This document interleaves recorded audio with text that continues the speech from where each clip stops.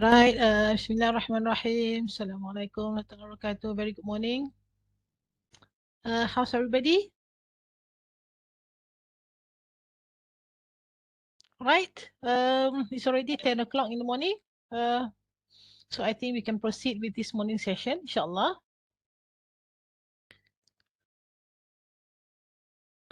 Okay, first and foremost, I would like to welcome everybody to this postgraduate enhancement workshop, which is organized by Awang Hat Saleh Graduate School of Arts and Sciences with the collaboration of SOC, School of Computing.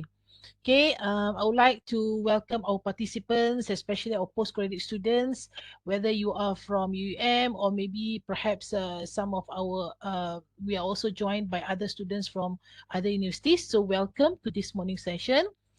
And like to stress to share with you that the aim, okay, the ultimate aim for today's session, this workshop, is to provide support and also to develop the academic of our students, preparing themselves throughout the period of postgraduate studies, especially to undertake the research programs, whether for master or for the PhD level. Right, so for in order for us to have a more barakah event, a more barakah workshop, let us begin this workshop by reciting Kitab Al-Fatiha.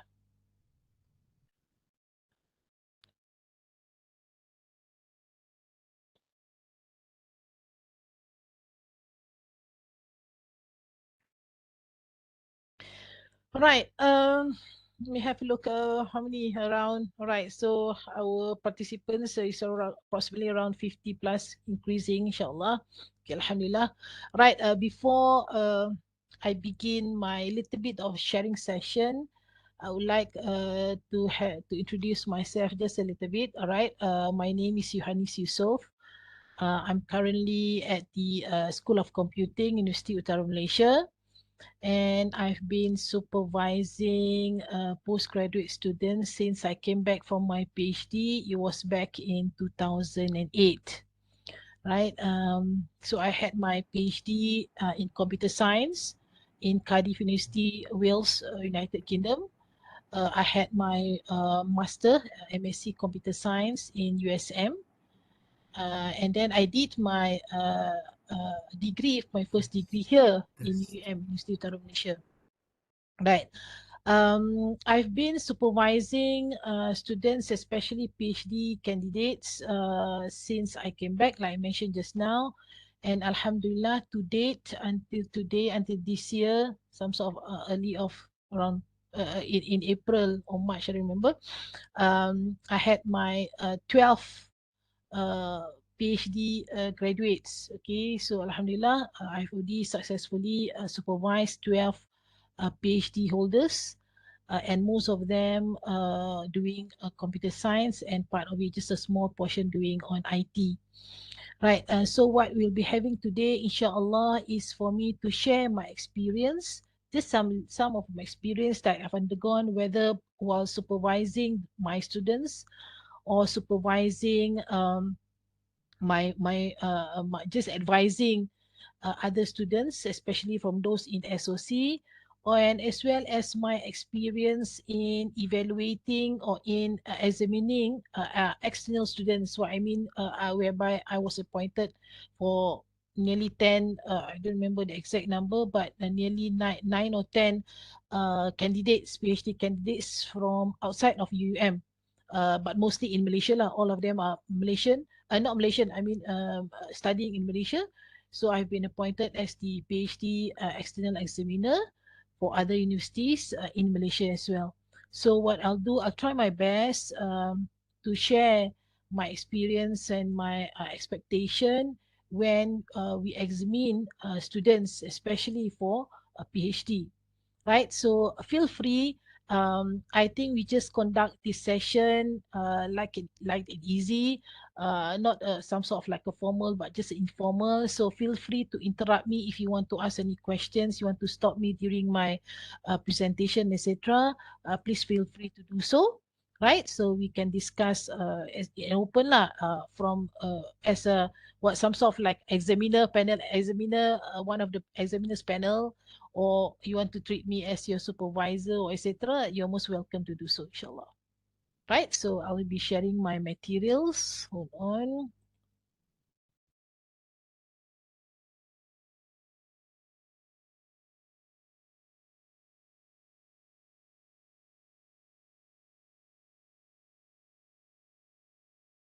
Right, can you see this? Is my slide available? Yes, Doctor. Okay, thank you. Right. Okay, as a title agreed with me and the Awang Hatsalik Credit School, I'll be sharing a little bit on surviving Viva session. And what I'm going to talk about is from the viewpoint of an examiner. Okay, not the viewpoint of the supervisor, but the viewpoint of the examiner. Okay, what we'll be having is that first and foremost, we have to understand. Okay, one thing that we have to understand, the candidate has to understand that Viva will say is an oral examination. Okay, if you refer to the definition or formal definition of Viva, is a short form of Viva will say, whereby it is an oral examination. And I believe because we have what? Now you are at the age of 20 plus, 23, 25, 28, or 30 perhaps, or more than that, you have undergone many or various examination, starting off with your primary school and then our secondary school and then universities. We have undergone many examination. So Viva Voce is as an examination as well, but it is more like an oral examination. So similar to other examination, we have to be well prepared in order for us to undergo this examination successfully. All right. I'll start off with by sharing the basic information about Viva. Okay, before we go into detail of how to survive our Viva session, we have to know who will be in the board, the examination board. Okay, the thesis examination board. In University Utara Malaysia, regardless of whether you are from COB, CAS, or Kolkis, right? So we are tightened based on this rule, whereby the members of the thesis examination consist of three important people. One is the chairperson, and then if you are the students here in UDM and not the staff, okay, this is most of us are not the staff in UM, so the candidate will be assigned with one internal examiner and one external examiner. That's the practice for CAS. Okay, these are the three thesis examination board, right? But the oral examination, the Viva will say, also will be attended by first a representative from the school where the candidate belongs. Okay, for example, if you are from SOC, then there will be a school representative from SOC. And then it is also being attended by a representative from graduate school. Okay, in our case, will be from Awang Hatsalik Graduate School. There'll be a representative, some sort of like, for example, the officer, several officers we have in Awang Hatsalik. So one of them will be attending the session. And then if possible, or maybe if the time permits, etc., the session also will be attended by the supervisor. If you have more than one, then all the supervisors are also invited to attend, because some of the candidate also have outside supervisor. What I mean is that supervisor from other university, they are also being invited to attend the Viva session. Okay, so this is the examination, but the thesis examination board consists of the chairperson, the examiners, the internal as well as the external. But later, the Viva session will be attended by these three additional representatives as well. Okay, the school representative, the graduate school representative, as well as the supervisors for the candidate. Right. So since the the pandemic that we are having our Viva session through online. Okay, but before this, in 2019, or the first 2 months of 2020, we had the Viva session physical Viva session. Okay, although there are some cases whereby it was conducted online due to certain reasons, but originally our Viva session was conducted physically. But nowadays, since 2020, the MCO period and until now, the Viva session is being conducted online, okay, virtual. But I don't know in the future if the university goes back to the original process whereby it is being conducted physically, then it's some sort of like the arrangement of our sitting. Okay, the diagram that included here is the arrangement of our sitting if we are doing it physically. So we have the chairperson in the middle, and then the left hand side. Usually on the left hand side here will on the right hand side of the examiners will be the candidate, and then on the left hand side, the right hand side of the chairperson will be the candidate and the supervisor, and then on the left hand side will be the school representatives as well as the examiners, okay, the internal and external. This is the whereabout of how Viva is conducted physically. Okay. I also would like to share first is the process. Okay, what happens when you get into the Viva room, especially in the physical situation lah, or nowadays in doing in online. Okay, first and foremost, once the chairperson have introduced the attendees for that particular session. Okay, the chairperson will first introduce himself and then introduce the panels, the internal examiner, the external examiner, and then also read a simple biography or CV of the candidate. And then introduce the school representative as well as the Awang Hak Saleh or the graduate school representative. The session will start by having initial deliberation. Okay, at this moment now, whether it's physical or online, what happened is that it will start off with an initial deliberation. So what happens in this initial deliberation?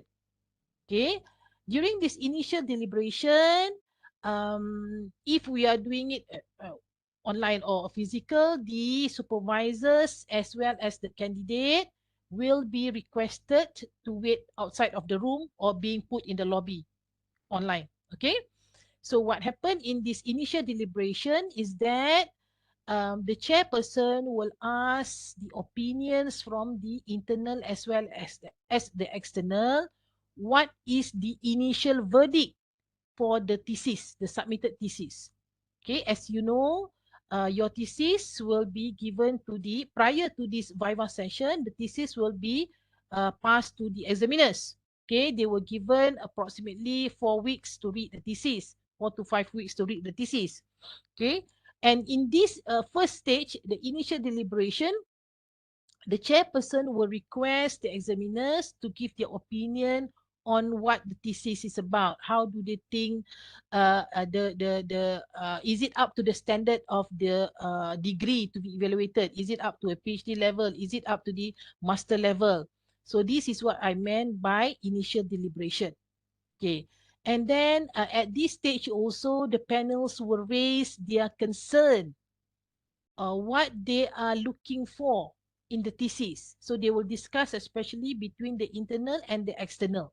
They will make an initial deliberation, discuss, and they will decide. The outcome of this stage is that one decision has to make whether the candidate will be allowed to do the presentation or not.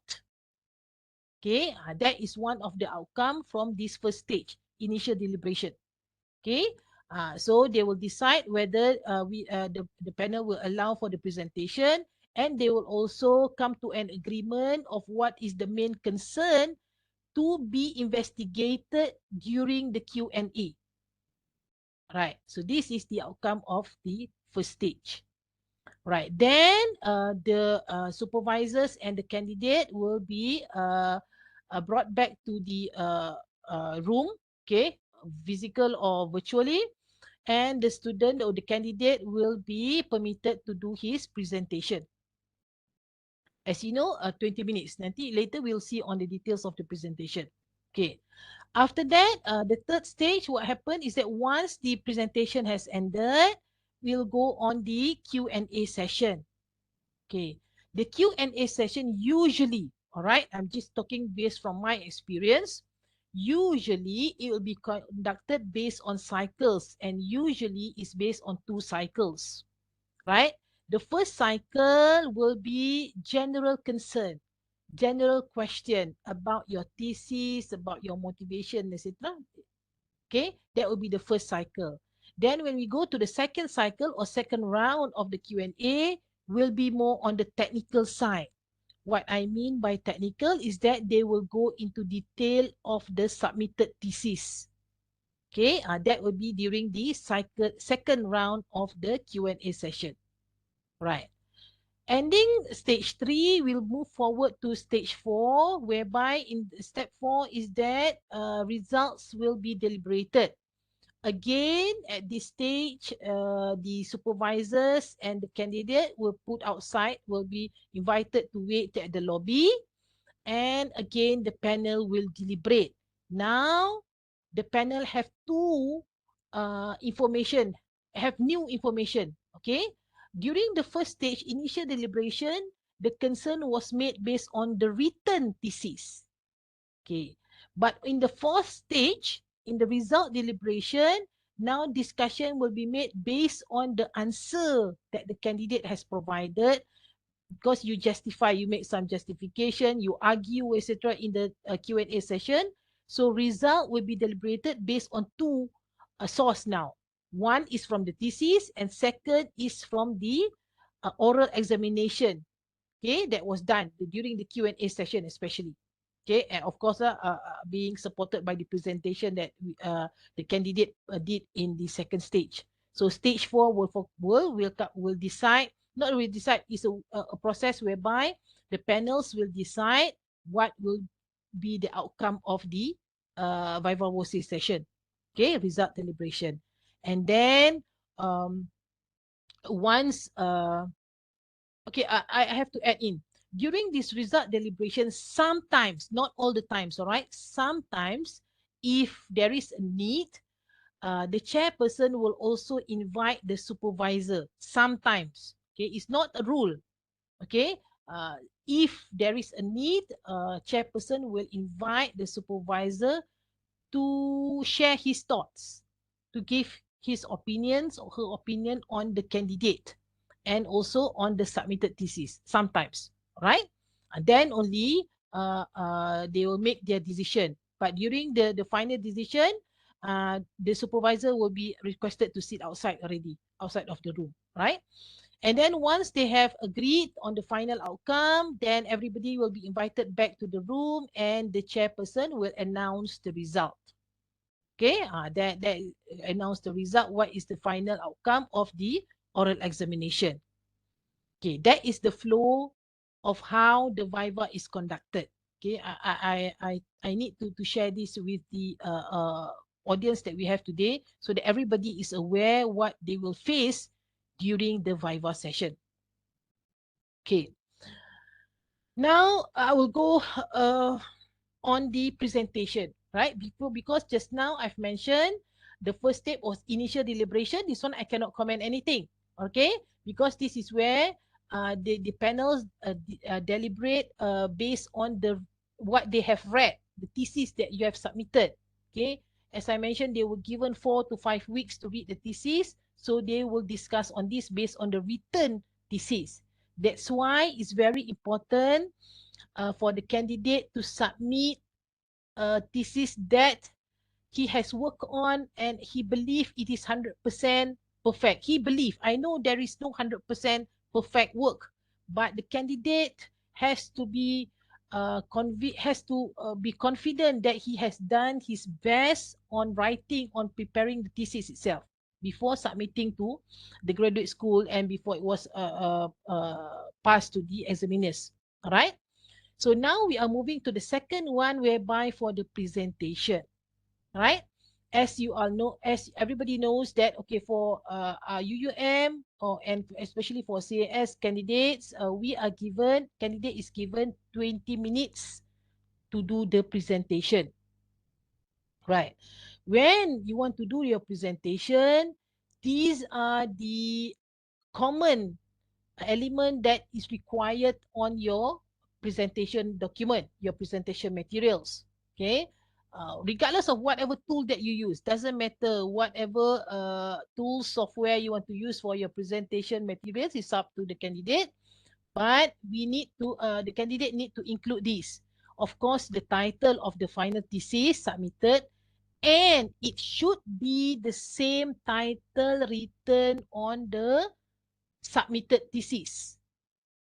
Okay, it's very important. You cannot do last minute change on the title. It has to be the same title written on your thesis that you have submitted to the school. Okay. And then in terms of presentation wise, you have to present, of course, a little bit of your background, the problem, as well as the knowledge gap of the study. And then you can go straight to the methods. Don't waste time on the literature review, your second chapter. Do not need to present your second chapter. Once you have clarified the research problem, the gap, and then also you may present your objective questions, objective, scope, etc. And then go straight on the methods, because the methods is what the examiners are interested in. Okay, because you have formulate your problem and now you are telling the panel, this is how I solve the problem, whereby the methods. And then you discuss the results, findings. Of course, you go to the conclusion, and inside the conclusion, we also highlight the implication of the study. Okay. And last but not least, it is beneficial. Okay. It will be good if you can also include in terms of point form, the list of published articles. Okay. As you know, there is a rule in UUM. So before you apply for your ITS, intend to submit, you also have to fill up already, right? The candidate have to fill up some information regarding publication. So again, in this session, in the presentation session, you can end your presentation by displaying the list of published articles relating to your thesis, to the candidate thesis, right? So these all have to be done in 20 minutes, inshallah. Right.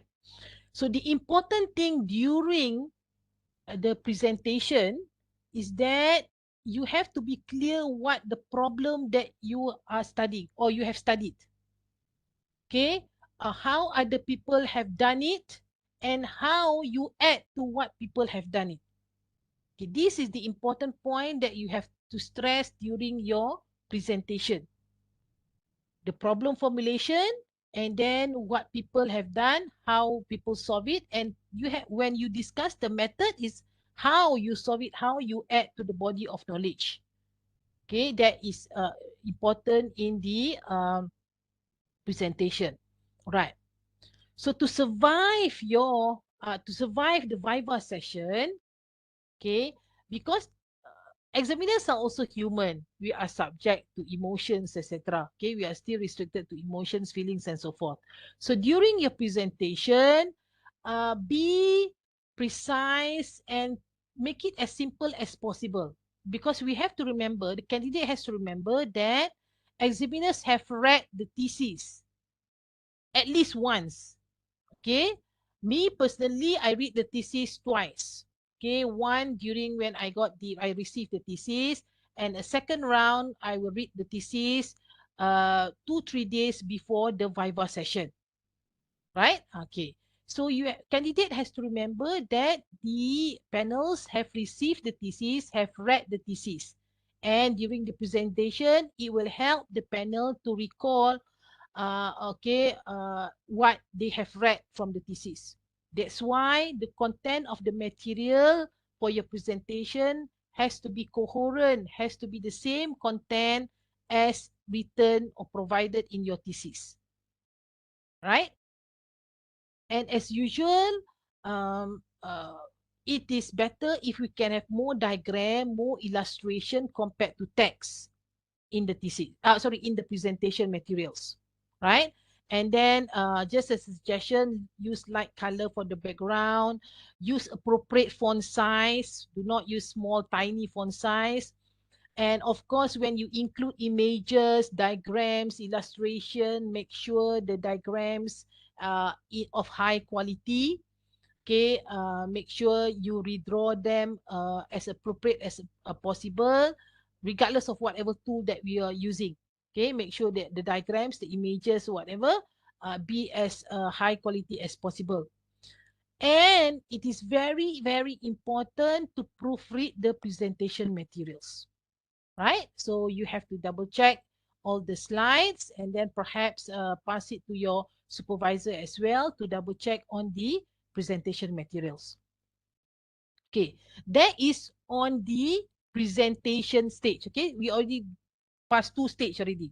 Stage one on the initial deliberation. Stage two, whereby the candidate will make his presentation on the thesis. And then it goes to the important stage of the Viva Boshe is whereby you have the Q&A session. Okay, in the Q&A session, as I mentioned just now, usually, all right, it will be conducted in several rounds, 2 or 3, depending on the thesis, depending on the presentation as well. So the chairperson will decide, will control or take charge of the session, whereby first he will start off with the general concern of the thesis. Right. General concern meaning common questions. Usually, okay, we don't go on the technical side. Examiners will not go on the technical side, but just a general surface, if I can say, surface level of the thesis. He will ask, for example, what is the basis of the work? What motivates you to undertake this study? Okay, is the topic suggested by you, or is it from a research grant obtained by your supervisor? So these are general concern, right? And then general concern also include research methodology in general. Okay, these questions can also be investigated during this first round of the Q&A session. For example, I put here, why was such approach chosen? Let's say you opt for qualitative study, you opt for mixed method, you opt for quantitative, and then what is your understanding on certain general concept? Okay, if you're doing on communication, so what is your understanding on certain theory of communication? If you're doing on, let's say, networking, what is the general understanding of certain protocol? Okay, just a very surface level. And then also sometimes examiners will go into how the study will benefit the community. Okay, of course, every study has to contribute to a certain application. For example, you are contributing into medical, all right? So if you're contributing into education, contributing into what? Into GIS, for example. So we have to know, the candidate is expected to know how will the study benefit the particular community. Okay, these are among the common question being asked by the examiners in the first cycle of the study. Right? Okay. Any comments? Any concern from the floor? Anything?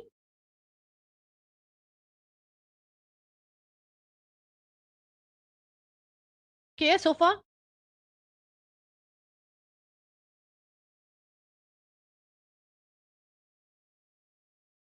All right.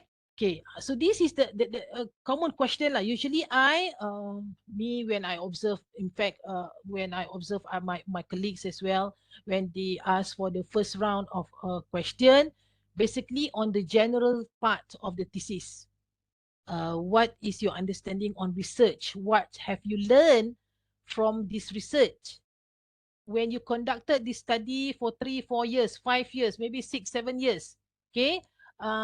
What is what is your understand? How do you understand? What is your understanding on evaluation, for example? What is your understanding on data collection? They just ask you what you have learned through the 3-4 years or more than that. Okay, that is the aim of the first round or first cycle of the questions. Are there first round questions? Yes. First round questions are asked by examiners. So tadi, the first round question asked by examiners, yes. And the chairperson can also ask the question. Right? Chairperson can also ask questions. And actually the role, okay, you have to know the role. Maybe I forgot to include the role. All right, the role of a chairperson is to balance things up, to handle the session, to organize the session. That is the role of the chairperson. Okay, if there are situations whereby the examiners are asking all the hard questions, so the role of the chairperson will take to make things calm. Okay, or sometimes also a chairperson will help to rephrase the question from the examiners. That is also common. All right, sometimes or also sometimes the other way around, chairperson will help to rephrase the answer given by the candidate. That also happens. Okay, sometimes missing words because panicking, etc. So chairperson will help to say what he think the candidate is trying to explain to the examiners, right?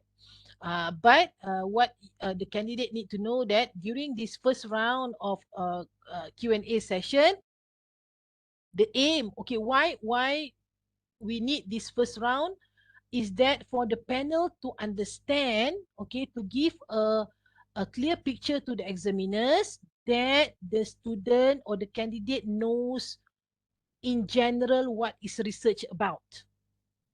Okay, that is the aim of having the first round of Q&A. Okay, there is a situation.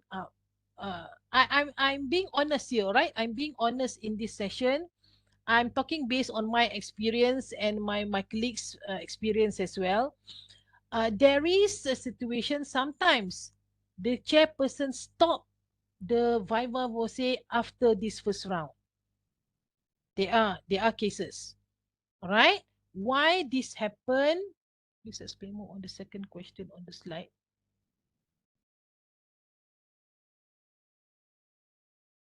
Okay. Right. So why this happened? Because based on the answer given by the candidate, it seems that the candidate does not understand what is research. So after a few questions on in general what is research, maybe okay, for example, the examiner, internal or external, will ask one question. What is your understanding on what is a research process? Okay, if the candidate answers it wrongly, the panel will probe more by asking more, will refine the question. Okay, how many stages are there in a research, for example? And then the candidate will answer. If he answers wrong, the examiners will again ask another question relating to the research question. Okay, but after a few, maybe 5-6 questions, but yet the candidate failed to answer correctly, then even after the chairperson have tried to rephrase the question, etc., and yet the candidate still failed to answer, then maybe, or there are situations, the chairperson stop the session. Okay, the chairperson maybe say, okay, take 5, have a drink first. Okay, you can walk if it's being done physically. You want to stand up, just give some time for the candidate to think, right? But if it get worsened, the chairperson may stop the Viva Voce session, because if no use of proceeding to the next level, if at the general level already the candidate cannot explain himself. Okay, that's the aim of the first round of the Q&A for the commission. questions. Apa tadi? Please explain more on the second question on the slide. State the main reference for the proposed work. All right. As you know, when we are working in whatever area, when we are performing research, we have several references that we refer to. Of course, we have lots of references. True. Okay, you might get 100, more than 100, 200 references. But there are a few, okay, there are a few reference as your main guidance for your work. Okay, especially the recent one that you are referring to. Okay, and in the area of SOC, usually this reference, the main reference are the benchmark methods that we use in our study. You are comparing, because when we are performing research, you are expecting, I put it in simple words, you are producing your own model. Okay, you are producing your own framework. You are producing your own list of factors, etc. Of course, we have to be sure, we have to ensure that our factors are contributing to a certain domain. Okay, and we have to compare our proposed model with existing models. So the second question that I put up here on the slide is that you have to state who are your main reference, who are the people that are doing the similar thing, not same, cannot be exact, but similar study. So mention that. Sometimes they examiners ask, who are the main reference in your study? Sorry. Okay, who are the main reference? Who are the benchmark? What are the benchmark models in your study? So this is what I meant by the second question. Recording, I don't know. Perhaps, yeah, I think they're not recording it. Okay. Right. Any other question regarding this first round? Will the first round question be based on whether examiners of thesis are obscure about what has been stated in the thesis, or to examine the level of understanding of the candidate about his or own? The aim of this first round is, okay, because they have read, the panels have read the thesis, true. Okay, the panels have read the thesis. Sometimes what was written is different from what was presented. Okay, so you wrote something else, but during the Q&A, when people ask, when the panel asks the question, the candidate answers differently. Don't let that, don't allow that to happen. All right, don't put yourself like if you, it happens that some sort of like you're putting a knife here at your throat. Okay, whatever answer that you gave, it has to be tailored to the written materials that you have put up in the thesis that you have submitted, the thesis that you have submitted, right? Even though betul lah, okay, even though, because sometimes the question in the first cycle is very general, we don't write what is the research, we don't have that in the thesis. Okay, or they ask you how many process are there in undertaking a research. We don't write that in directly in the thesis, but indirectly it is in the thesis, especially your chapter 3, okay, under the methodology, right?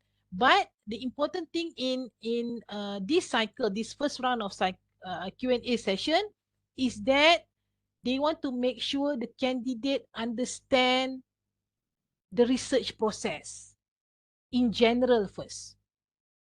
Right? In general first, how does the candidate see this study? What is the viewpoint of the student, of the candidate on this particular topic? That is the aim of the first cycle of the question, first round of the Q&A session. Then it's been level understanding of the candidate about his and partly understanding of the candidate about his or his own thesis work. Later, okay, when we go into the second round, right? second round of the Q&A, these will be technical. Right? Usually, more time is allocated on this particular stage, at this particular stage for the second round of the Q&A. Okay. Usually, again, okay, based on my experience, usually it is based on chapter by chapter. That's why approximately a Viva will take approximately, on average, it will take around 2 hours on average. Okay, if you are lucky, then it will just take you 50 minutes because 20 minutes is for presentation already, right? 20 minutes for presentation, and then you got another 20 minutes for Q&A, and then I saw 40 minutes, and then another 20 minutes for the deliberation, etc. There will be, it can end within 1 hour. It is possible, okay? But on average, if you start at 10 o'clock, it will end by 12:30 or 1 o'clock on average, right? On average. But there are also cases whereby they stop for lunch and then continue after lunch, after Zohor prayer. There are cases, right? Depends on the quality of the submitted thesis as well as the Q&A session, right? Okay. For the second round Q&A, as I mentioned just now, usually the chairperson will ask the examiners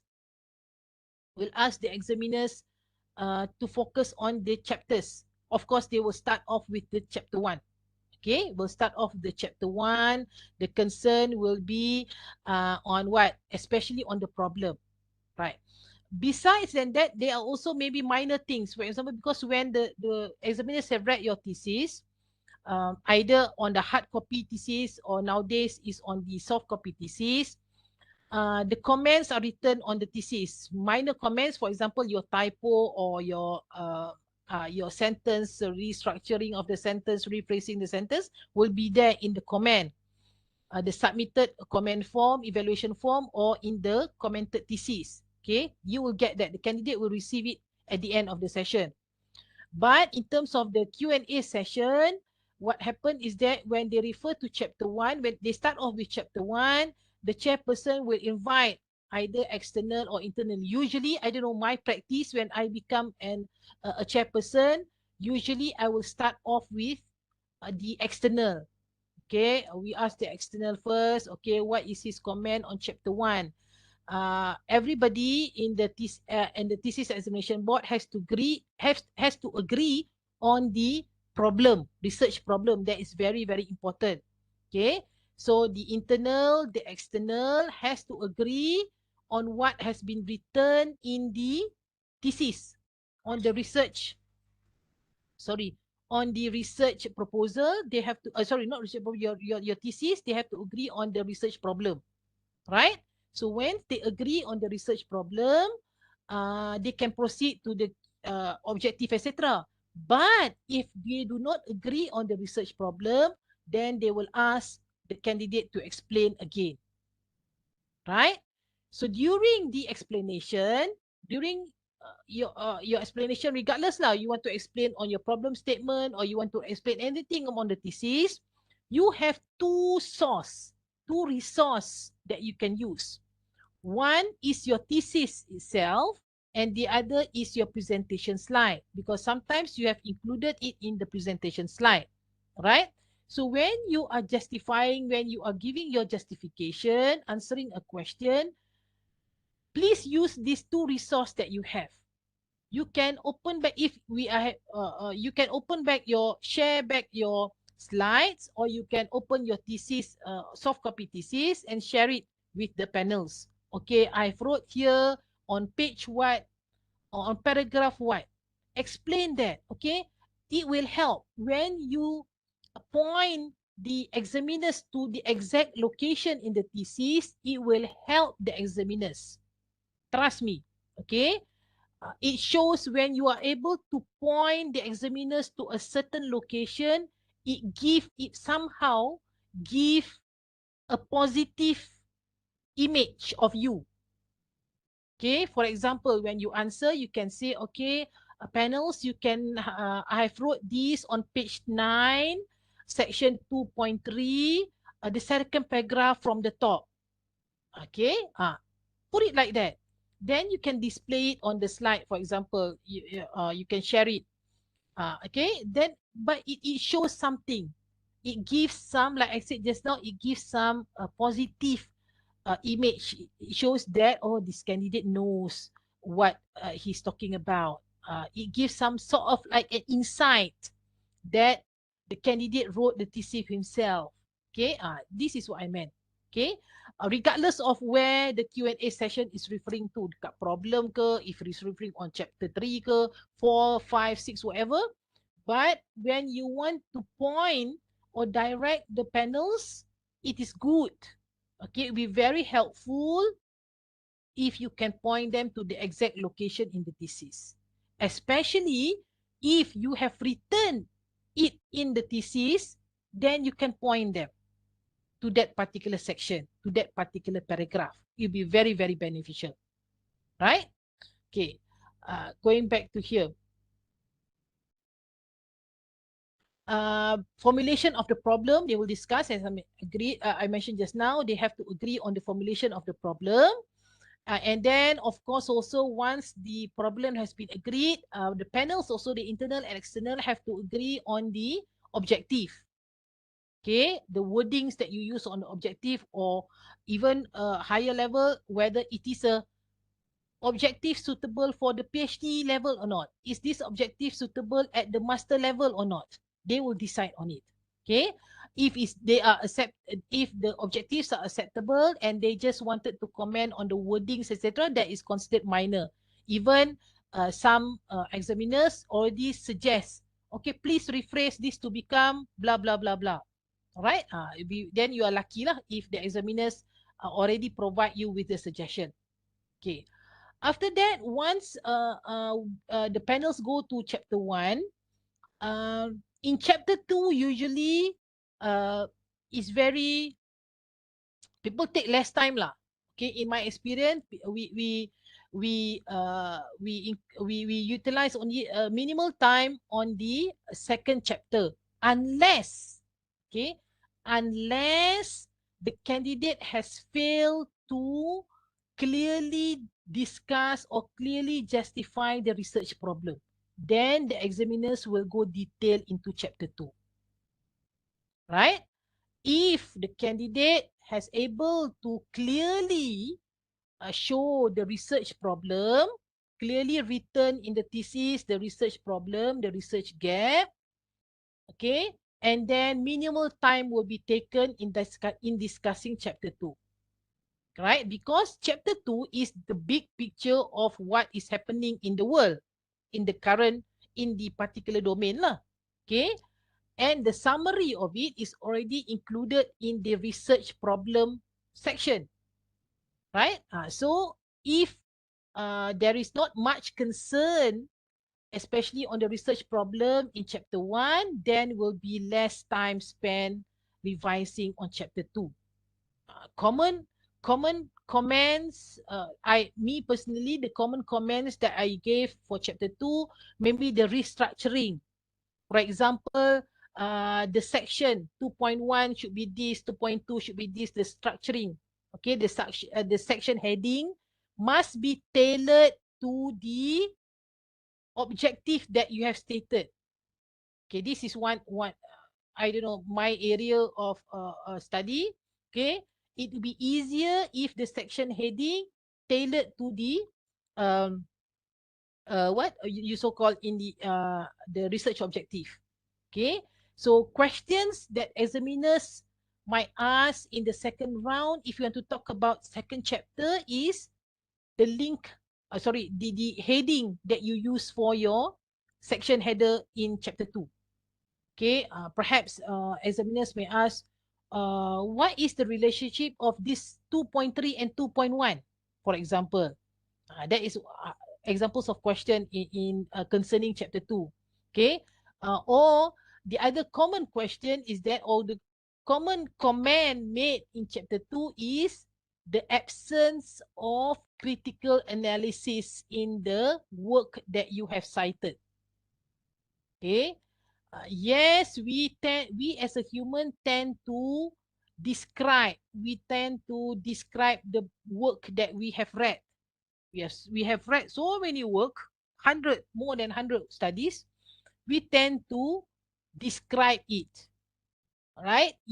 We cannot only describe, but we have to perform the critical analysis. We have to group them, composite citation, and then discuss what is the strength and what is the weakness of the studies, and how it relates to the one that you are investigating.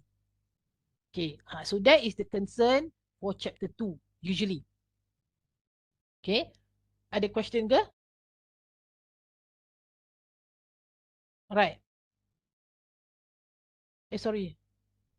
Okay. Once we have gone to the second chapter, then the panels will move to the third chapter. This is a critical chapter. Right. In order for the candidate to survive on justifying or on answering chapter 3, it will be good to have an illustration of the flow of the method that you have performed in your study. Okay, yeah, usually I don't know about other schools, but for SOC candidates, usually in chapter 3 there will be a diagram that illustrates the general process in conducting the study. Okay, so that will be, you can use that diagram as the base of your justification during your Q&A session. Common questions raised in chapter 3 under the title of methodology, of course, your data collection process.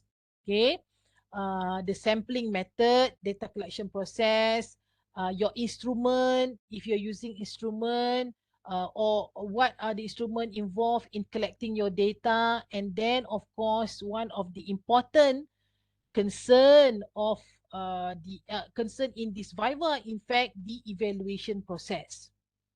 You have to ensure that you really explain to the panels how was the evaluation conducted. Sometimes, if you have not written it in detail in your thesis, this Viva will say, will be a session whereby you can have the opportunity to explain yourself, right? Sometimes you did not include it because you think it is not relevant, it is not important, but yet the panel thinks it is required in the thesis. So they will ask you, and if you are able to answer, then the panel might say, okay, this one, you have to include this in your thesis. Okay, so as I mentioned earlier just now, Viva is an oral examination. So for me personally, a Viva session is good. Why? Because it helps us to clarify, it helps candidate to clarify or to explain themselves with the panel. If it is subject to written examination only, then if you have not provided it in your thesis, then it's gone. Okay, the panel will think that you do not understand, you have not done it. But when we have this Viva Voce session, you have another opportunity to explain yourself, to include, to justify why such action was performed. Right? So all these technical questions will be raised in the second round of the Q&A session. Right? So as I said just now, focus is on your methodology. Then they will go every section in chapter 3, okay, 3.1, 3.2 is 3.4, and then later if you have your chapter 4 on the more technical chapter, then they will go on, proceed to the chapter 4 and look in detail. If you have formulated certain hypotheses, they will look into it. If you have formulated certain functions, certain equation, of course you have have designed your model, your conceptual model, your actual model, your finalized framework, all will be questioned. Why the panel question is just to verify, okay, that the undertaking that the way or method that you have used is correct. And then the obtained results is coherent with the developed model. So that is the reason of why panels go technical into the chapters 3, 4, and 5, depending on how you arrange your chapters. So what I can say, in the second round of Q&A, the focus more on the technical elements in your thesis. They might go to your, okay, can you, the panels might say, okay, can you please turn to page 88, refer to this section. How does this equation being formulated? Okay, what is the meaning of the capital S? What does this italic N means? They will ask that. Even though sometimes you have written it in the thesis, it's just to verify, to ensure that you know what you have written. This is another stage whereby panels will use it to ensure that the work is original. Okay, originality. There is originality in the work and it comes from the candidate. Right. Even my student, okay, have been requested dulu lah. It was 2018, I guess, 2017 or 18. My PhD student have been requested to use the board, because we have a board in the Viva room. We have a whiteboard to explain how he got to that equation. So he stood up, okay, explain, this is the equation where he gets this from what does N mean, what does S mean, what is the derivative means, how he derived this, etc. Show it. Again, if he already included in the thesis. He's already there in the thesis, but the examiners requested just to ask to ensure that that was his work. So he has to stand up and explain it again. Then just fine. Right? Because he was able to explain it when they asked to change this, he was able to change it. And if change, what happened? Then they accept his justification or his answer. But that happens, right? In fact, there are also cases whereby in the area of computing lah, right? Maybe relating to SQS also ataupun computing. Candidate are requested to open their program code. Right? And this happen especially if there is a doubt in the findings, in the results. Right? If there is a doubt, some doubt in the findings on the results that you presented in chapter 4 or chapter 5, there are cases whereby panels request the candidate to open up their code, the program code, their experiment. And they asked to, the panel requested, okay, where is the line, on which line that you do this, you did this. So the candidate has to take time, right? To come down and then open up, look for it, comma, okay, and then highlight, okay, this is the line. Okay, this, if such situation happen, the chairperson will play his role again, right? Because sometimes kita dah panic, this candidate gets to be panicking, tak jumpa mana file, etc. So the chairperson will play his role by giving some time for the candidate to come down and look for the appropriate or relevant documents. Okay, that's why it's very important, very, very, very important that the candidate bring along all documents that he has utilized during his study, his PhD study, his master study. The candidate has to bring along all of these documents. Your references, if you have it soft copy, is much better. Bring it in your laptop. Make sure it is there in your laptop or in your external, or is it now in the cloud? Make sure it's accessible. Your program codes, the instrument, your response feedback, the questionnaire being answered by your expert, by your respondent, have it in hand. You have to have it. Okay. If you have it, then if you have it in hand, it is easier for you to justify. It is easier for you to answer the questions concern raised by the examiners. Right? So this is very important. These are the things that examiners look up in or during this second round of Q&A. Okay. The other thing is on the implication of the study. All right. Before that, in terms of the findings, another thing that is important that is also being raised by the examiner is that why such finding was obtained.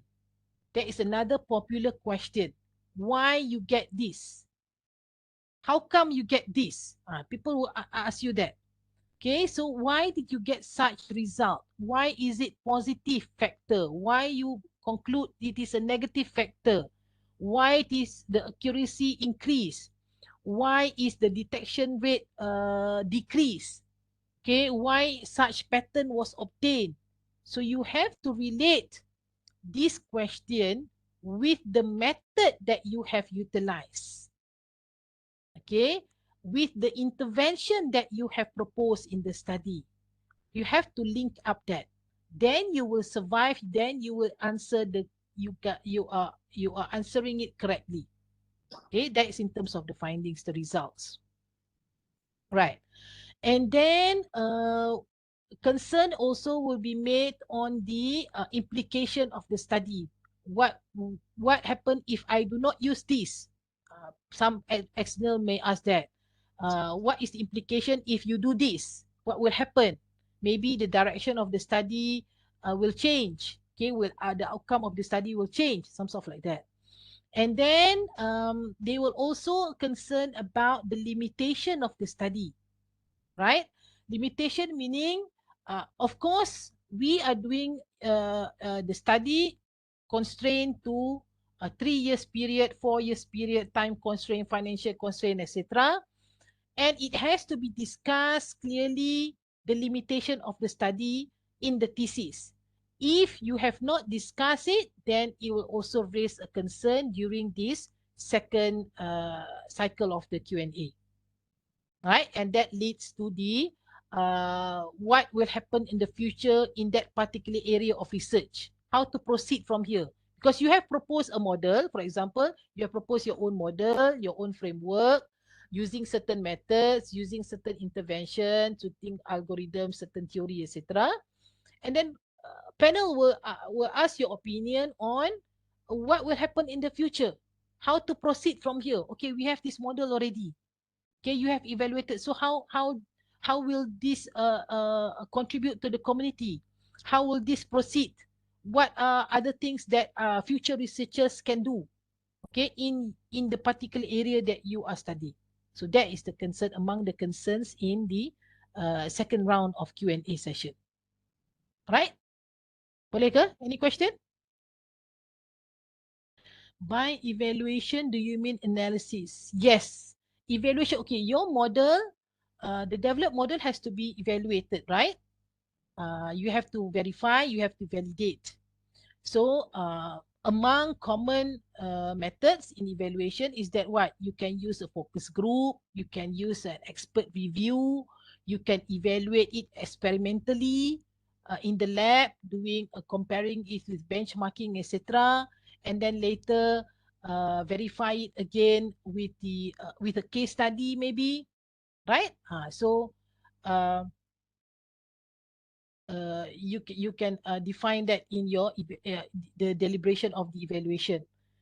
Do the candidates have time limit to answer the question? I put this up in the upcoming slides, right? Time limit. They will not time you. Of course, they don't have, okay, chairperson wants question. They will not start off the stopwatch, no, right? But what happened is that when a question was raised, okay, I don't know, I didn't time. You have a few seconds to respond lah, of course. Okay. If you just keep quiet, okay, the question, external was asking one question. And then suddenly everybody silent. Semua senyap aja, no response from the candidate. I think less than a minute lah. We don't really time you. Okay. Maybe 1 minute the most or 2 minutes the most. Then the chairperson will interrupt, okay, by helping you to rephrase the question, maybe, okay. Or kalau you lama sangat diam, sometimes even the examiner, I myself also sometimes, if the candidate just keep quiet, did not respond, I will rephrase my question. Okay, rephrase means I use another word for the question, using other words, other phrases for the question, or I bring the question to a more general question. Then I go, once the candidate has answered, then I go in depth to what I intended to ask. Right? There is no time limit. But what I can advise, okay, my tips for the candidate is that if you some sort of like panic or you do not know the answer, the trick, okay, the trick is that you can ask the panel to rephrase. It will give you some time. It will give our brain some time to process. For example, he asked the question, the examiner asked, and then you can just buy some time. This is, we are talking like you are buying some time by, can you rephrase the question? Is this what you mean? Is this what you wanted to know? You can use that.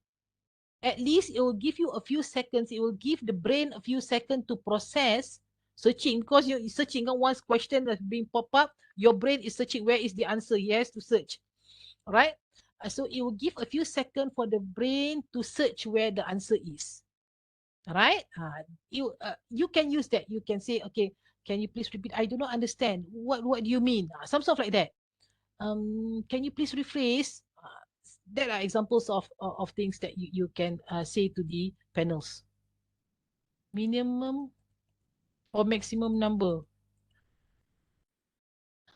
If there's situation where the candidate is not knowing the answer, how to tackle that, I said, if you do not know the answer, try to ask them to rephrase the question, okay? Or you can give whatever answer that came across your mind, and you can end the answer by saying, is this correct? Is this what you are referring to? So some sort like that. If it's no, then the examiner will say no. Or he's just smile, I'm sorry, it's not correct. That is not what I expected to hear. He will say that, and then you can try and answer it again. Right? But I also put it there later in the upcoming slides. My personal advice, be honest. But do not say, sorry, I do not know. don't say that. Okay? Even though, I don't know, a bit conflicting, is it? Even though even though I mentioned just now, please do not say I do not know, but you have to be honest, okay? Honest meaning that, okay, for example, if you did not do it, okay, for example, ada question, apa? Ada question, have you tested this on the school children? Just an example. If you did not do it, okay, you have not done it in your experiment, in your data collection process, etc., then at this stage you can say, sorry, we did not include school children as our respondent because blah, blah, blah, blah. Try to bring it back to the scope of the study. Okay, you have to be able to reason out why you have not performed such action. Okay, you have to bring that out. Try to bring the examiners to that answer. Is there any need to be stated by the, is there any number of limitation? No number of limitation of the study. All right, usually you can limit the study by maybe in terms of the limitation, meaning you can link it back to your scope lah. Okay, this study is limited to the certain factors only. This study is limited to certain method only. Okay, that are the kind of several examples of answer lah. Okay, ada lagi tak? Sessions not no.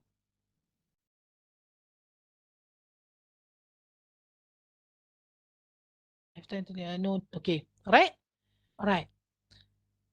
Now I bring this on how to capture examiner's attention. Before COVID, before the MCO period, etc., as you all know, we were having it as a physical Viva, face-to-face session, right? So face-to-face session is very important to show or to what to indicate like a positive image, a positive impression, good impression. So one of it is by dress accordingly, right? So the same thing goes whether it's on online, have to be dressed accordingly. Okay. Uh, just a tip, all right? Uh, Even though we are having it online session, but you have to dress accordingly from head to toe. Mungkin kasut tak payahlah, no need to wear shoes, etc. If in your house, etc. Kan? But it has to be from top to toe, meaning your shirt has to be properly dressed. Your pants, if a guy, you're wearing pants, wearing a baju kurung ke complete. Don't ada funny story, okay? Don't think that because you are having it online, you just dress properly from your what? Waist on top, kan? Bawah lain. No, okay? It has to be complete from head to toe, except maybe for your shoes and socks. Okay, if it is in your room, your personal room is in your house, etc. Because why I mention this, there are cases when the candidate needs to stand up. Okay, ada case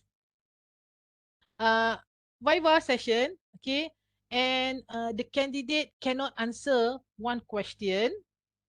And then what happened? The chairperson said, invited, okay, please take 5. You nak jalan, you nak bangun, stretch, do some stretching. So the candidate stood up, okay, and stood up.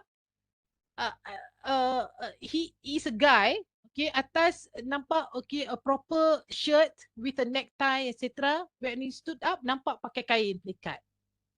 Right? So don't do this. Okay, that's why it's very important. Dress accordingly. It gives an impression already, at least some positive image lah. Okay.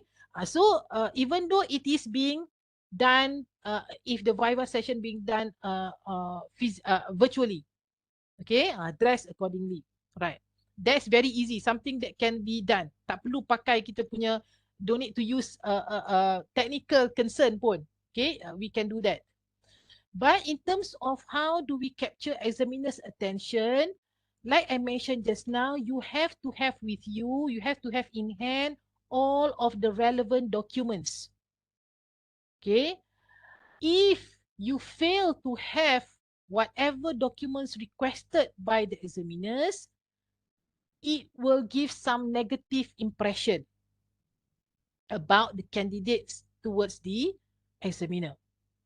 Okay.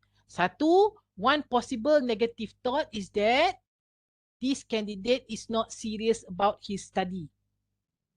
Because when we are doing our PhD, especially PhD, we have to show that we are very interested in the study and we care a lot of the work effort that we have put.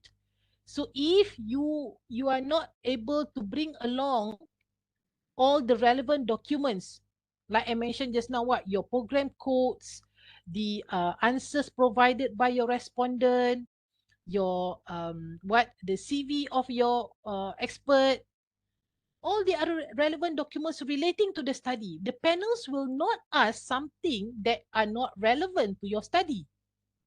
Panel are trying to verify that this is a valid work. They need to ensure that this is a valid study because it shall be awarded as a PhD or master.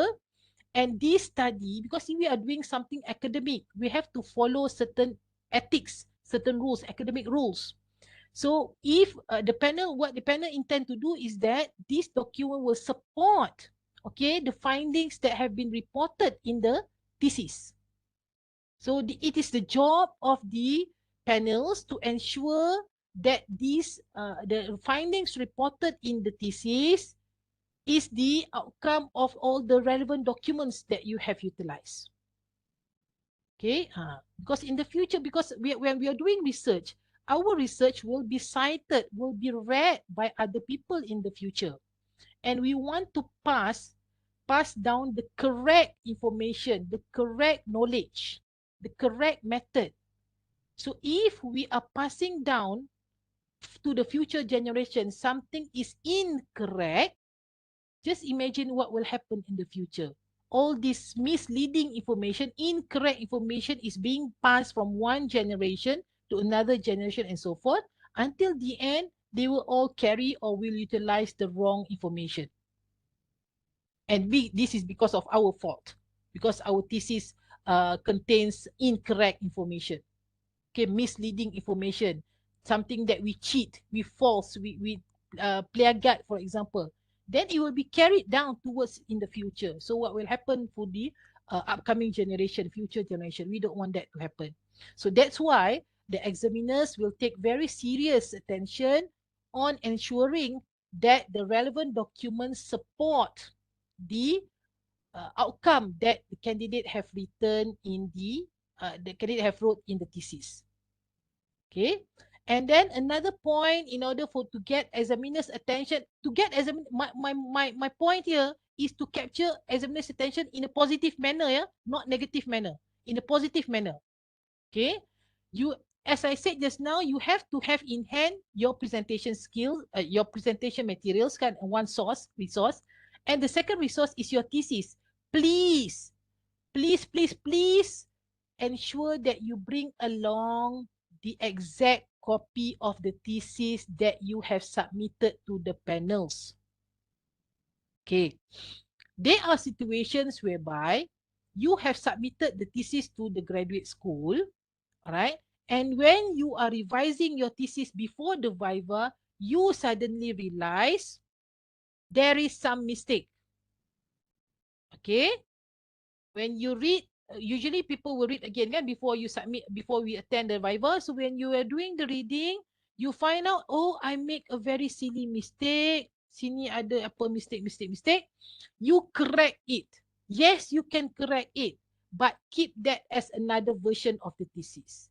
During the Viva session, bring along the exact version that you have submitted to the panels, because the panel will refer to exact location. For example, turn to page 3, paragraph 2, the second sentence from the bottom. So if you have a different version, then you are not talking at the same language already. Okay, people is reading something else, you are answering, you are defending on something else, right? So it's very important for the candidate to bring the exact version of the thesis that was submitted. Okay, and then to get the positive attention as well, when you answer the question, answer it as polite as possible and not to be too defensive. Okay, not to be too defensive, meaning control your tone.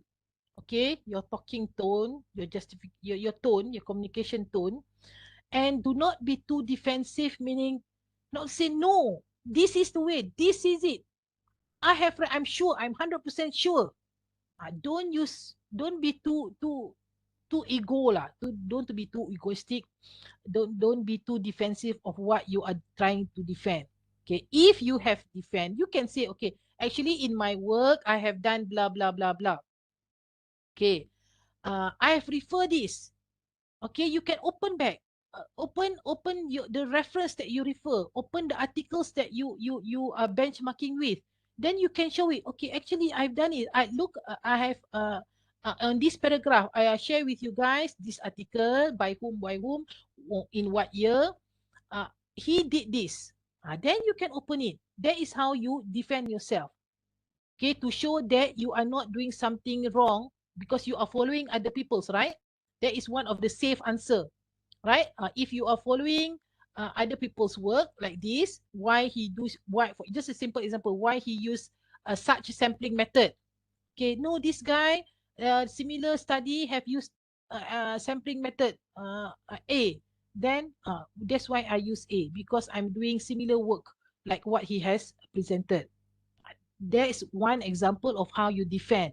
Not saying no, this the chosen or the provided the stated method is correct. But you have, when you want to say that you have done something correct, provide a proof. And then it will be okay. Okay. And then these are examples of mistakes commonly happen during Viva. The candidate himself have not read the thesis. Okay. Usually we or the candidate submit the thesis a few months ago, then you will receive the date for the Viva.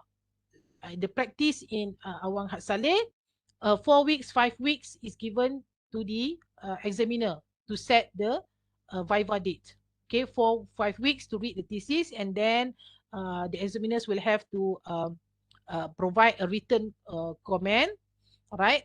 Fill up certain form on the thesis, and then pass it back to Awang Had. Awang Had will set the date, usually 4 to 5 weeks after the thesis has been submitted to the examiner.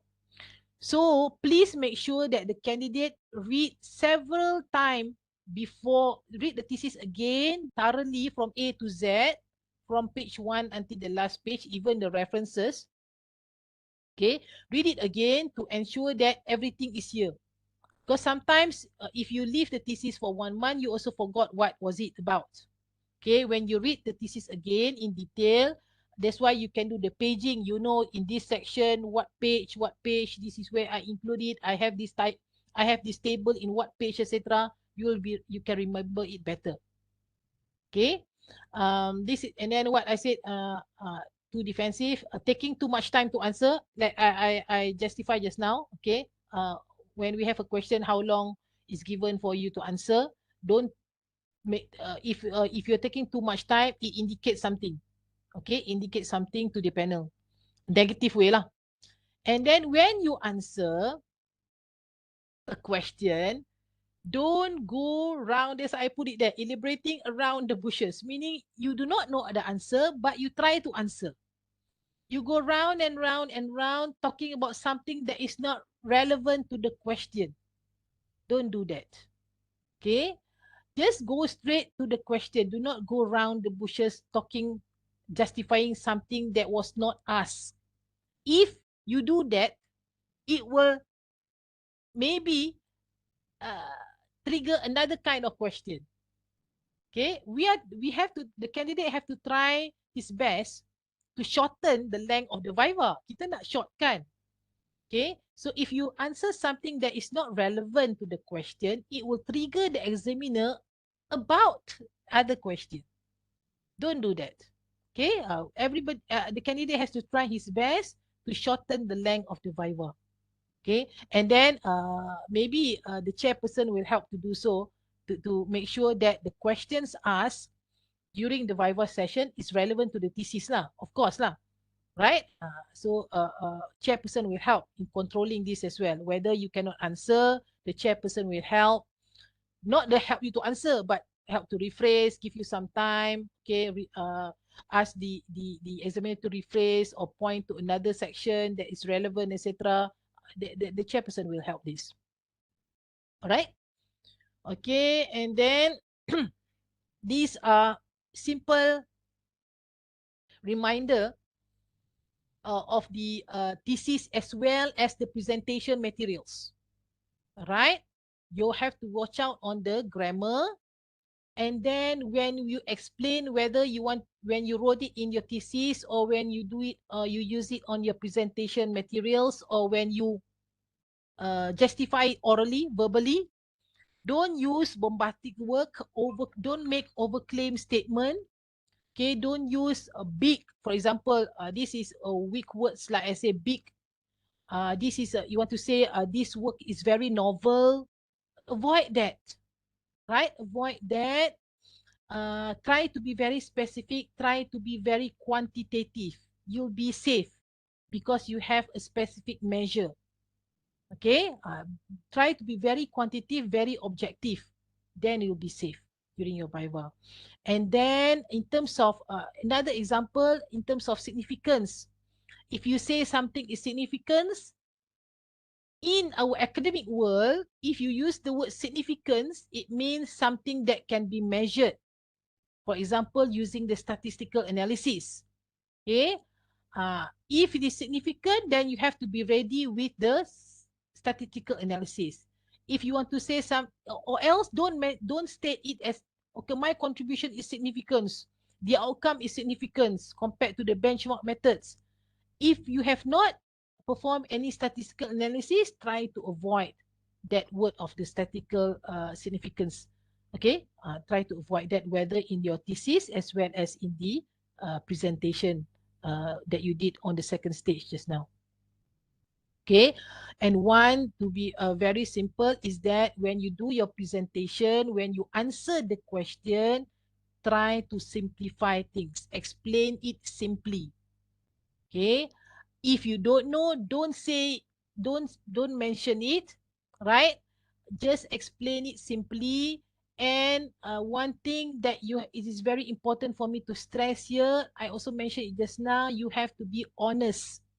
Be fair and honest, especially during your data collection process, during your evaluation process, in your experiments, data collection, etc.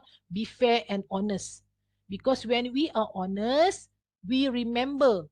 If we plagiate, or if the candidate tell lies when the question is being formulated by the panels, when they change the questions, you already forgot what the lie was about. So if the data collection process, if the study was implemented by the candidate himself, herself, then inshallah the candidate will be able to answer accordingly, because everything is being done by the candidate, right? Then he can answer whether the panels change the direction of the questions, rephrase the question, etc. The answers is still with the candidate, right? Okay. Ini again lah my last but not least for you guys, for our postgraduate candidates here. Be honest with your examiners. Until the date of your Viva, you still have to do some literature reading. Okay. Why? Because we don't know our examiners. And then examiners also always do their reading. They also have their own research. So maybe the examiner is really the exact person, okay, the exact same person doing in your area. He is up to date with what is happening in the literature. So he might ask you during the Viva, he might ask you, okay, have you read this article on this.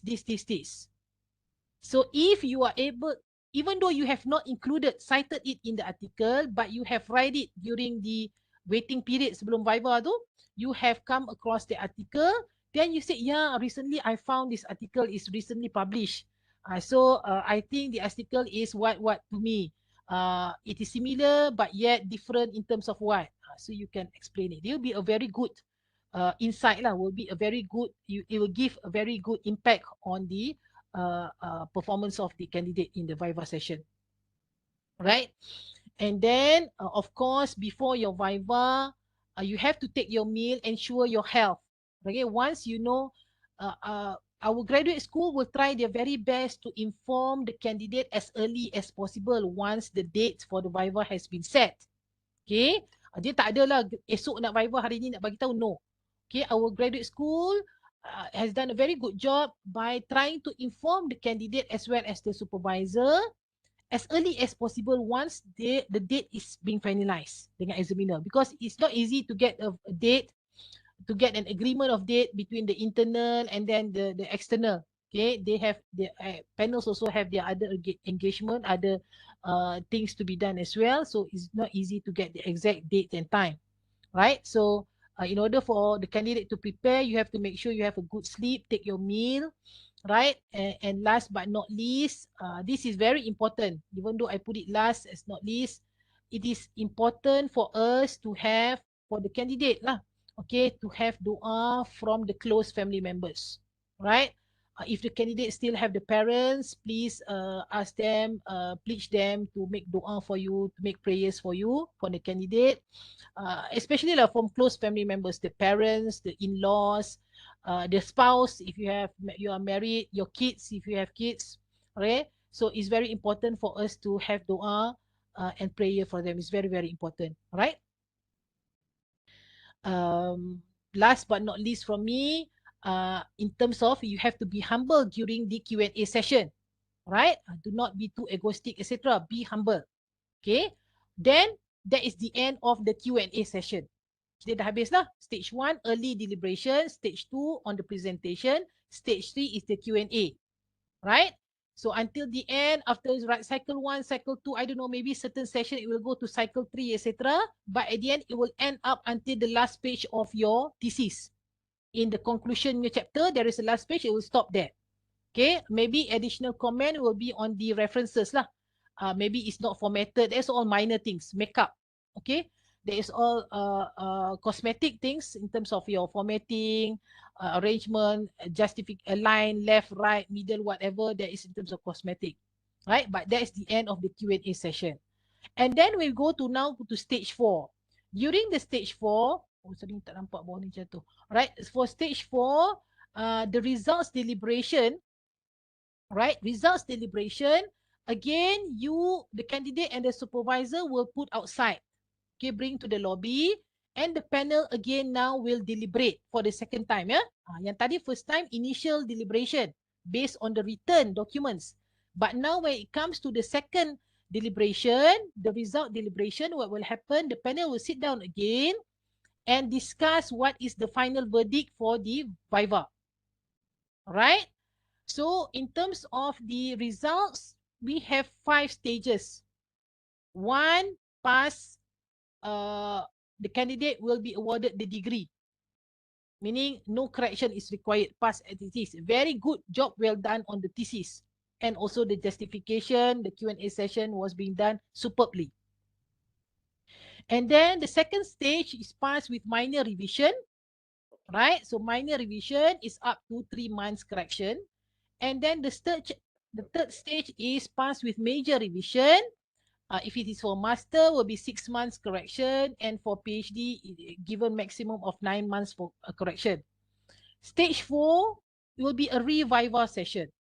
A reviva session meaning the candidate has to undergo again the viva session, have to submit the whole thesis again to the examiners, and it has to be done within 12 months from the letter that the results commencement lah. Okay, and then last but not least, the candidate is declared to fail the degree. Okay, the candidate has failed. So these are the 5 stages, and these will be discussed by the external as well as the internal with the help of the chairperson. The chairperson will not make any decision. It's just the person who the middle person lah, okay, to control the session. But at the end, it has to come a consensus, agree, both examiners, internal and external, have to agree what is the outcome. 1, 2, 3, 4, or 5. Right? And then among the other things that will be clarified in the result deliberation is that if it is being, if the thesis is past stage 2 or stage 3, who will be the person evaluating the thesis again after correction? Is it internal, is it external, or is it both? Okay, that are among the things that need to be deliberated. And okay, another thing is that what is the main thing to be corrected if it falls under stage 2 and stage 3? What are the main things need to be corrected in the thesis? Okay, once they have agreed on this, also a title lah. Title also they akan finalize the title for the thesis, and then the organizer, in this case Awang Had, will call back the supervisor and the candidate to join the session again. And then once it has called the session, everybody is back in the room, the chairperson will make the announcement of the result. That will be the finalized outcome. Okay. In practice in UUM, once the result has been announced, that is the final result. Dia tak ada nak boleh nak padam-padam cancel result, no. Okay, the moment once the result has been announced, that is the final result, and which will then be documented. Okay, will be assigned by both the internal as well as the external chairperson as well. Okay, so that is the end of the Viva session. Okay, I think that is the end of my session as well. So I end up my presentation here by wishing everybody the best of luck in your future undertaking, regardless of what level, what stage, research stage are you at now. First year, proposal defense, writing, experimenting, or confusing stage, okay, blurry stage, hopefully no, right? So, or at the end of the tunnel stage, you dah nampak cahaya yang cerah, a bright light at the end of the tunnel. So I wish you, I make dua so that everybody of us here, insyaAllah, we receive the barakah from the Almighty, and the Almighty will ease all our process in the future, insyaAllah. Okay? Right, so again, I open up for any other questions. Let me check the chat here. From your side, we also include, my question is, I need to include conference corpus. All right. It will be good if you can list down. Bukan, do not attach the article lah. Maybe ada juga yang nak ambil screenshot. You can put a screenshot of the first page of your article. But at least you list down the articles. Ikutlah you want to use APA style, or you want to use IEEE style, etc. List down the articles that you have published throughout your study. Of course, relating to your thesis lah. If possible, rank the journal articles on top, followed by the conferences articles. Tak kisahlah, cited, index, corpus ke, my site ke, era ke, include all. Right? But rank it accordingly. Put the journal article on top, followed by the conference article. That would be good. Okay? Ada lagi tak? Normally what can make candidate get revival? Ayah. Normally what can make candidate get revival? We don't want this, right? Okay, we don't want this. What can make a candidate get revival? Number one,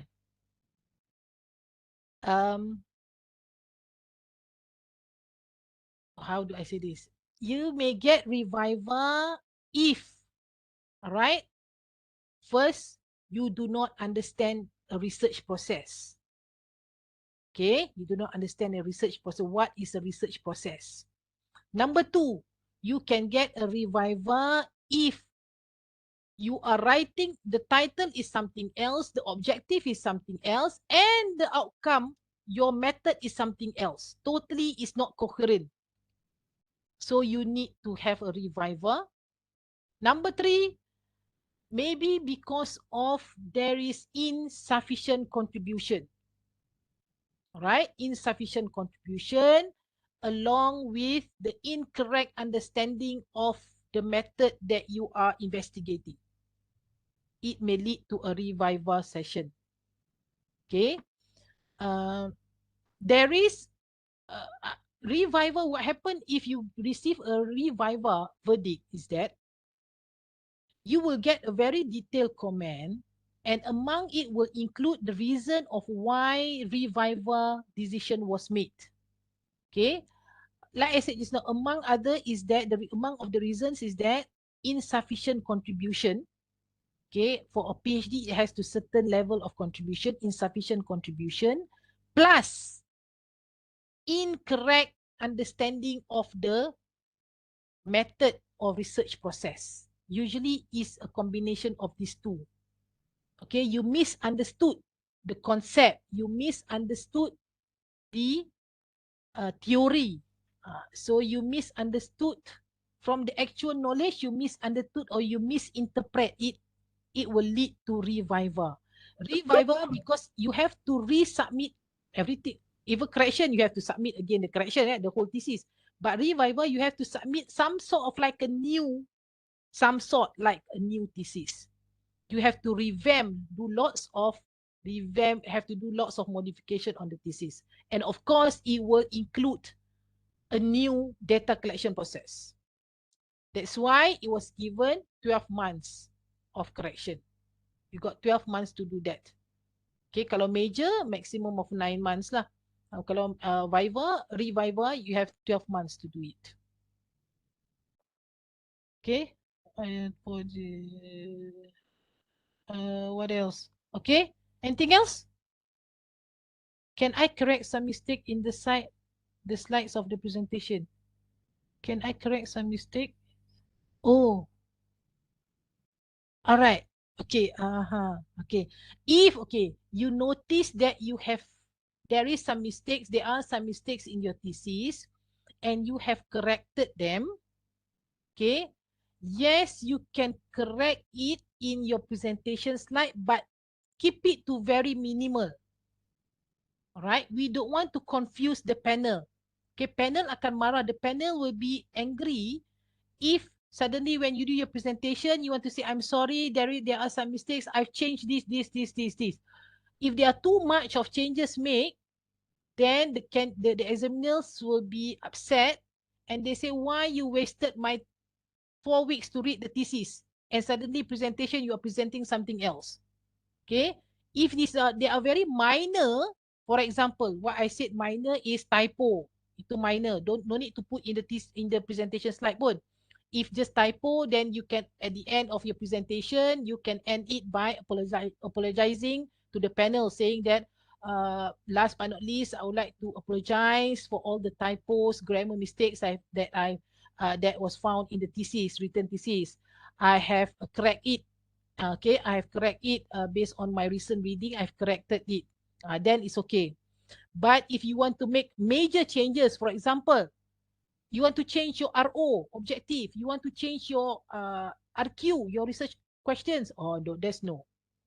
It's not permitted. You can change it when you discuss with your supervisor, but don't present it, but have it as a backup slide. Okay, you can have it as a backup slide if the situation occurs, if the scenario happen, they are talking about that particular situation, then you can show that particular slide. That is my advice lah. Boleh ya? Okay, Ali, I hope I answer you. Are we necessarily wearing the formal suit like coat? It'll be good.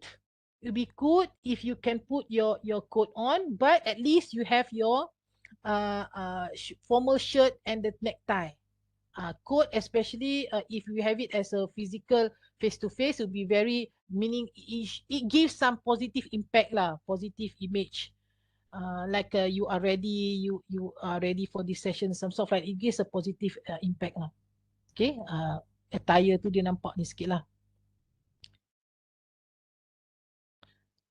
Correct some mistakes in the presentation. Lagi apa? Adakah jika Viva berlangsung 3 bulan lagi ni? Adakah? Oh, I don't know. Comment about whether it's having a physical or not. Physical Viva session, I cannot comment. Maybe the graduate school can answer that because that is subject to the top management punya decision lah. Can you share to us about unexpected questions from the examiners? Unexpected question. They will ask you, unexpected question what? The CV of your focus group, the CV of your experts review, and then they will unexpected. Okay. They will relate to the recent scenario. So it will be good if the candidate are well alert with what is happening in the world. It will be very, very good. Okay. Current issues in the economy, current issues in the politics, current issues in sports, current issues surrounding us. That is also unexpected. Sometimes, yelah, betul-betul. Ada question, how do you relate your study to certain topic in economics, for example? Okay. So that is unexpected lah. Okay. Maybe because candidate usually focus on that area. You are doing economy, you only study economy. You are doing computing, you only studying computing. Okay. But try to widen your knowledge, especially when it comes to near approaching your Viva date. Try to be alert with the news, okay, surrounding. Then try to relate. How will your study contribute to the world? Some sort of like that. Apa lagi? What else I miss? To reference articles that are models, the OTCs must be from recent years. If, okay, Chan B Chin is asking, that are models, the OTCs must be. For me, yes, it must be the recent years. Why? Okay, let me justify why. Because the one presented recently usually already address the problems faced in the older models. Okay, so now if you are proposing a new model, your model must show that the model is beneficial. Beneficial in terms of what? Right? So it has to be better than the recent model. So if you are comparing your model with an old model against old model, then that model has already been addressed, or the problem faced by the old models has already been addressed by the recent model in 2020, for example. So why you want to compare with something that is old? You have to compare with something that is recent and have addressed the earlier problems. Then only you can clearly show that your proposed work is beneficial. I hope I answer Chanibi's question. What else? Tinggal? Okay. Do we need to have the scopus published, or if accepted, we could already submit the form to attend Viva? All right. This one from Mastura, you need to check with the graduate school because it's subject to when you enroll in the program. Okay, if I'm not mistaken, there are two types of rule. I don't remember what year lah. If you register before a certain period, you are subject to 2 published articles. If you enroll after certain date, you are subject to 1 published articles, 1 scopus published, and 1 under review or something like that. I'm sorry, I cannot answer you precisely lah. You can check back the academic handbook or can refer to the graduate school. Okay, Mas Surah? Anything else ada lagi tak yang saya miss? Okay? Alright. I think that's it for today. So stop my sharing session. So I would like to thank everybody for participating in this workshop. I do hope that it helps for the candidate, especially the master and also the PhD graduates in preparing for the Viva session. Right. So if you do have any other concern, and you wanted to get my opinion, feel free to email me. All right. So you can find my email, Yuhanis, YUHANIS @UM.edu.my. Just and to those who have my numbers, you can just text me. Inshallah, I'll do my best to answer your concern, to help you in whatever that I can, especially in these academic matters lah. Inshallah. Right. So please be reminded, you have to fill